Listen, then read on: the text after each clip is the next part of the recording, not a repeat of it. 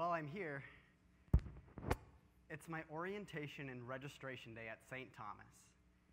I walked to the Anderson Student Center for check-in, and as I walked across campus, I wondered what being a St. Thomas student would be like.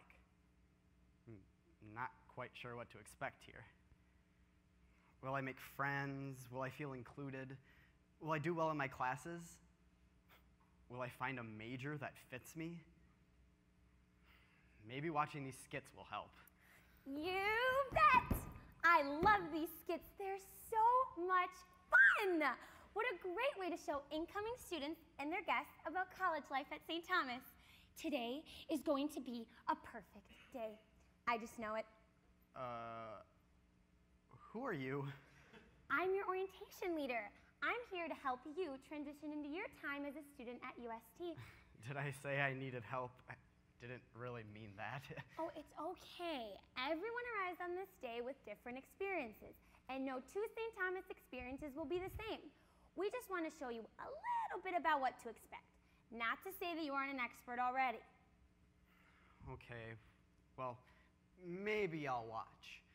Just so you know, I can tell other people how to handle their college transition. Oh, well, of course, of course. And you too will find some timely ways of managing your college experience.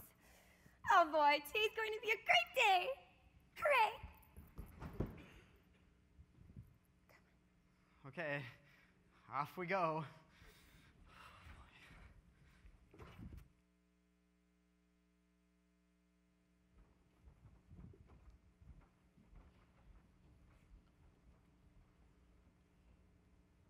Before I knew it. Before I knew it. Before I knew it. Before I knew it. I was there. We were there. She was there. He was there. We pulled up in the car and suddenly went from journey to arrival. I couldn't believe we were here. I couldn't believe we were here. College. I mean, my high school was 2 buildings connected by a tunnel. And now I have a campus map. I had teachers in high school, not professors, let alone doctors. And since when do doctors teach philosophy? Aren't they supposed to take your blood pressure? I couldn't believe we were here. Even though he'll be commuting from home, I thought it would be a good idea to drive him in on the first day, just to give him one less thing to worry about. But as we were driving in the car, I looked over and saw my son sitting in the passenger seat. I thought to myself, hey, buddy, what are you doing? You should be in the back, in your car seat, where you won't get hurt. But as he jumped out of the car, I realized it was me that knew better. Everyone says college is the best years of your life. I mean, everyone says it. Which is a lot of pressure. You know, kind of like only you can prevent forest fires. What, only me? Whoa. So I was ready to start making those memories that would fit in the best years categories. See, at this point, the thought of no one telling me what to do, where to go, or what to wear, that was a pretty cool thought. Even if that meant I had no clue what came next. Sometimes I'd be a bit afraid to leave my room and would even wear the same jeans and t-shirt all week. Not to mention underwear, but hey, that's what that lavender Febreze is for, am I right? What, was it something I said, or? Never mind. At this point, eating 4-day-old pizza that had been sitting on the radiator. And staying out so late that we never even make it to bed. And having nobody say, I'm very disappointed in you. Was kind of appealing. Of course, I didn't have the stomach ache yet. But it was the thought of it. You know, I mean, the thought of staying up all night studying for midterms, slamming Red Bulls, and sticking my head in a snowbank to stay awake. That was kind of appealing. Of course, I didn't know that cramming and staying up all night are poor study skills. That Red Bull gives you gut rot, and that sleeping through that midterm exam, well, that wouldn't really help out my final grade. But it's college. And here, on the very first day of what would no doubt be the best years of our life, it was the thought of it, the pure and utter thought of it, that excited the heck out of me. I joined my daughter as we walked into her residence hall, and we were greeted by a young man who was there to help us move in. As my daughter walked up, I saw him look at her with the look that teens sometimes give each other. I made a note to discreetly inform him that if he laid one finger on my daughter, he would have to answer to me. But as my daughter put it back, reality hit. I had to be practical. There are more than 3,000 men on this campus. I made a mental note to extend my hotel reservation. It would take me days to talk to every single one of them. There's a moment when you realize that you, as a human being, are simply potential. That's the feeling I had walking to the arches on my way to my first day of class. All potential. Major, not yet declared. My roommate, barely know him. Love life, not yet pursued. That job, about 4 years away. And then, just to relieve any possible pressure, then there's Graduate school. But for now, we start from scratch. You hope you taught them something. You realize you know nothing. Thank goodness you've instilled a few values for them to hold on to. You throw away everything you once held on to. You hope they still feel they can lean on you. You need no one. What waits for me? That professor who will become a lifelong mentor? That degree that will help prepare me for my future career? My life's work? Is the person I'm gonna spend the rest of my life with unpacking boxes just like me right now? I know my parents met in college, but I think they just grabbed anyone. Probably not very selective.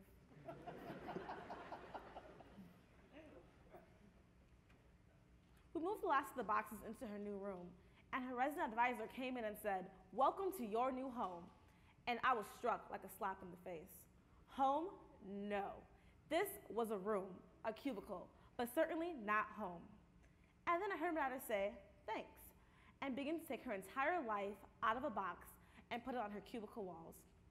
Her favorite posters, pictures of her dog, the medal she won in track, a photo of me. I think this was the first time I realized that she wasn't coming back with me. This wasn't another school visit. Oh, how fun and exciting those were. But we always came home afterwards. This time was different, but I always knew this day would come. I thought about how long I'd planned for this day, how much I wanted my son to go to college. I thought about the money we'd put away every month and the loans we'd taken out. How he would get a savings bond on his birthday and feel so ripped off because it went straight to the college fund. How we had sacrificed for this moment. I wanted my money back. I wanted my son to take classes online. He could become a veterinarian. It says so in the commercials.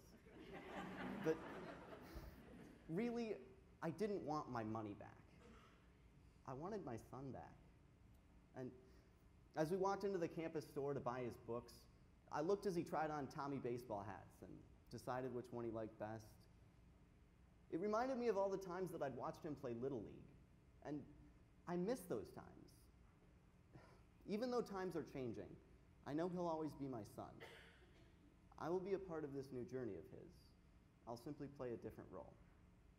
I took a deep breath and went back to my car. There she goes.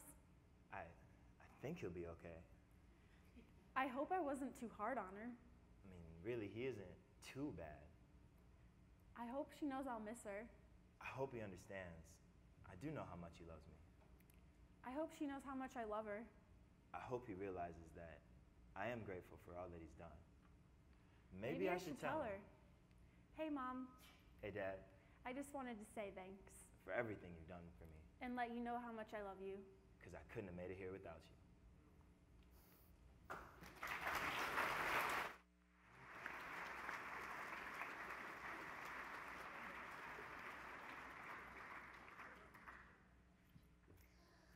That skit makes me want to call my family too.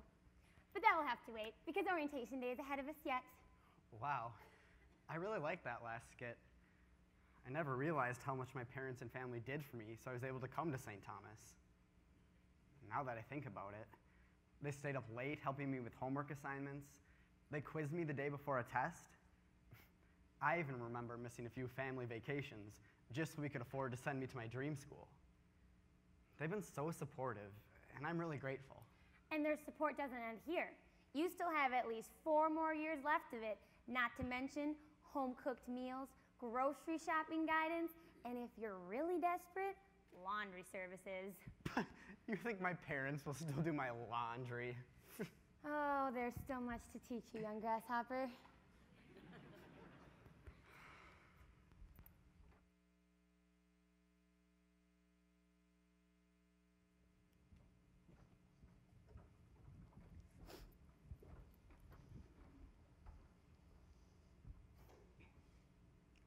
School. School. School. School. Yeah, it's going great. I mean, it was different. In the beginning. On the first day of class, my alarm rings. And I hit the snooze button like I always do. I waited for my first, my second, and absolutely this is the final get up, it's time for school shouts like I always did. Except there was nobody to shout this time. That was my responsibility now. That was a little bit different. So, like all my friends live 16 hours away. I don't know a single soul here, and I've got to spend the year living with some Beyonce-obsessed diva. But then I listened to the song Single Ladies, and now I think she might be onto something. And on top of that, they're making me take an English class, even though my major's math. That was a little bit different. So you can't wash whites with colors, and you can't wash darks with lights. I have to do brights in cold water? Mom, Dad, I had no clue what geniuses you were all these years. I mean, I put one red sock in a load of whites, and now all of my underwear is pink. Who knew? That was a little bit different. I opened up Snapchat this morning, like I always do. I was shocked to see that my mom had requested to be my friend. I just had to click the decline button. I mean, I had to stop somewhere before all the selfies and videos started. I already missed my mom enough. That was a little bit different. I live in a 12-foot by 12-foot room. My TV barely fits through my door. I commute 30 minutes in rush hour to get here for my 8:15 class. I shower and go to the bathroom in group settings. I recently bought soundproof headphones to block out my roommate and her partner's mushy conversations. No, you hang up first. No, you. No, you. Hang up already! I listen to music from bands with bizarre names that nobody's ever heard of. You got to see Arctic Monkey and Pizza on the Top in the same week? I'm so jealous! I wear Crocs with socks.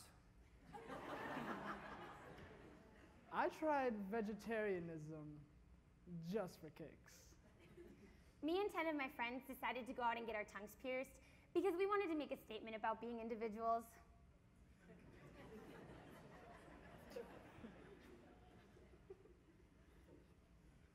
School. School. School. School. Yeah. It's going great. At 4:30 in the morning, when you're hungry, there's nothing better than Taco Bell. At 4:30 in the morning when you're hungry, there's nothing open but Taco Bell. At 4:30 in the morning when you're hungry, you'd lick the wrappers from Taco Bell. When I'm studying for a test, I'll do anything to stay awake. I've drank Mountain Dew. I've chugged Red Bull. I've made coffee. I've eaten coffee. School? School? School. School? Yeah. It's going great. I mean, it's different. I'm different. And even though we may see our lives changing before our eyes, I feel as if I'm realizing who I really am. You see, everyone has their own goals, their own dreams, their own passions. And some of us are still figuring it out. It's different now that I'm at college. and honestly, I kind of like it. School? School? School? School. Yeah. It's going great.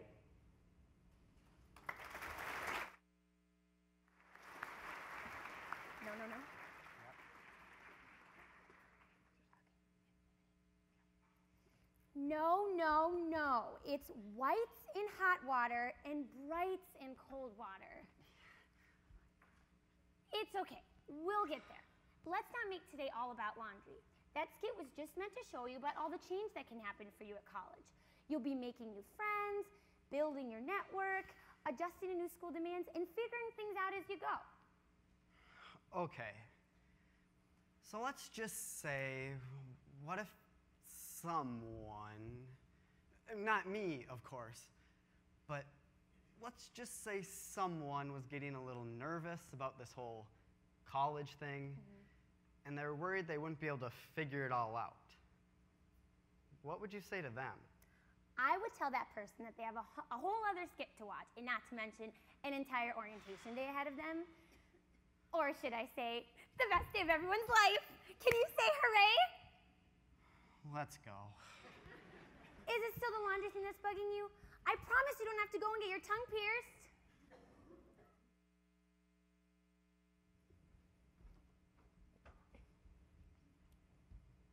Before I knew it, Before I knew it, Before I knew it, I had been there. I had been there. she had been there. Almost a year. It's amazing what you can learn in a year. I learned I don't have to have it all figured out. It's okay to not know. Okay to be unsure of what I'll major in, where I'll live, or what clubs I'll join. I learned that I didn't have to do it all right away, that there would always be social events and opportunities to connect with people, that there would always be chances of a lifetime. So I could always say, maybe tomorrow. I learned I have the ability to stay up until 4 a.m. when I need to, and go to bed at 10 p.m. when I need to, and that time flies when you're having fun, but it also flies when you're studying for an exam. I learned that I could set the alarm, get up at 3 in the morning, start writing that paper, get it done, and have it turned in for my 11 o'clock class. But it wouldn't be a very good paper. I mean, who can really interpret Augustine's Confessions at 3 in the morning? I learned that being polite, honest, and real is attractive, and it's easier to just be me than trying to remember who I am when I'm pretending to be someone else. I learned that as a first-year student, when a junior starts hitting on me, they've already been turned down by 2 whole classes before I even got here.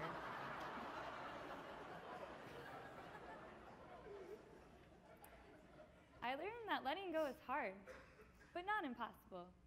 We visited Katie once or twice at school. It was fun. She's got a whole life there, and it was cool to watch her in her element. Katie's been home a couple of times too. That was a bit odd, seeing her in the living room at 9 o'clock at night and saying, "Oh, I didn't know you were staying in tonight," only to find out that it was just too early to leave. She came home for her break after finals, and by the end of December, she was ready to get back. That's where her life was. But we had a chuckle when she said, in the same day, "You've got to understand, I don't live here anymore, and what have you done to my room?" It's amazing what you can learn in a year. I learned that I really belong here, and the emphasis was more on the I than the here, because it was me that made the adjustment. I was so vulnerable when I arrived. You know what everyone says? That you find what's really important to you in college? I did. What surprised me was, it was my spirituality. In the beginning, I asked everybody else for everything. What are we doing this weekend? What should I wear tonight? What do you think? How do I feel? I never asked myself. I figured, what do I know? I realized I forgot all about the saint in St. Thomas. I mean, it was like the in the University of Minnesota. All the saint meant was that the school would be smaller and more expensive. Which is funny because most of the saints were poor and pretty large. But you know what? I know quite a bit. I'm a lot smarter than I thought, and stronger. I don't need to look to others to find out how I'm doing or what I'm feeling. After all, I know myself best. I'm the one with the answers. I always went to church with my parents at home, but it wasn't my faith. I had to choose that for myself. Not because I had to, not because I should, but because I wanted to. And the funny part, the more I believed in myself, the more I felt okay about asking for help. That the academic counseling and support and counseling and psychological services were here for me to use. That for me, campus ministry, the prayer room in the Anderson Student Center, meditation in the Wellness Center, and my own little moments of quiet are some of the most important aspects of this place. That there needs to be a self and self-esteem. That there's a saint in St. Thomas. And it was kind of nice. I found out that parents can take classes at St. Thomas as well, so I signed up for one. Katie was very supportive, but she kindly advised that we may not want to take a class together. After I thought about it, she's probably right. We wouldn't want to confuse the professor into thinking we're twins, what with our strikingly similar good looks and age. My entire universe is filled with potential, and rather slowly, I am finding my purpose. It's amazing what you can learn about yourself in a year. I learned that I possess one of the greatest powers in the world, the power to choose. That my life is the result of my decisions. It wasn't my family, wasn't my professors, wasn't my friends. It was me. And as scary as that was, it was also really empowering. Blessed Mother Teresa said, "Life is a challenge. We must take it. I will take the challenge. I will speak with my heart, even if my voice shakes. I will take the challenge. When I think to myself, somebody ought to do something, I will be that somebody. I will take the challenge. Because it's my happiness. It's my future. It's my life. And I will take it. So the other day, I made a cup of coffee and I called Katie. She was free, so we talked for about an hour. I had told her about my class, and when she said, "So, how was school today?" I spit coffee clear across the table. After we'd covered the usual topics for the day, her classes, grades, world news, fashion trends, and our plans for the weekend, it was time to go. She said, "Love you, Mom." And I swear, in my mind, just for a moment, I saw a 5-year-old Katie saying that to me when I taught her how to ride a bike. And so I told her on the phone what I had told her then. I said, "I love you too, Katie. Mama is so proud of you." The phone rang again, and it was Marge from across the street. She said, "You haven't been answering my calls for over an hour. Have you been on the phone with someone else?" I said, "Oh, I was just catching up with a new friend." We offer to you what was offered to us, opportunity, This is an opportunity to imagine your future, and not to have it all figured out yet, An opportunity to learn something new. to go where you've never gone before, and to be a little scared, to not know what you want to be when you grow up, and to not grow up, within reason. an opportunity to make new friends, Hang on to your old ones, And find friends in unexpected places. an opportunity to ask for help, and believe in yourself, to build your own values, and challenge your beliefs, to make some mistakes, and then learn from them, An opportunity to trust your intuition. and pray for guidance. This is an opportunity to be the person you always wanted to be. And being open to the fact that just for a moment, Just maybe. You already are.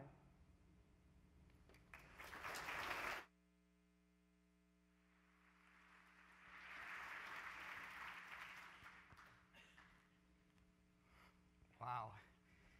I don't think I realized what I was getting myself into. But I think I'm okay with it. I mean, I'll be able to rely on my support system, I'll learn new ways of life at St. Thomas, and I'll make steps toward becoming who I want to be. That sounds like a pretty good position to be in. And the cool thing is, I won't be doing it alone. I'll be joining over 1,000 other first-year students who'll be doing the same thing. Whether we're living on campus, commuting, know people from our high school, or don't know a single person, we all have to learn how to adjust. We have each other. And we have our orientation leaders.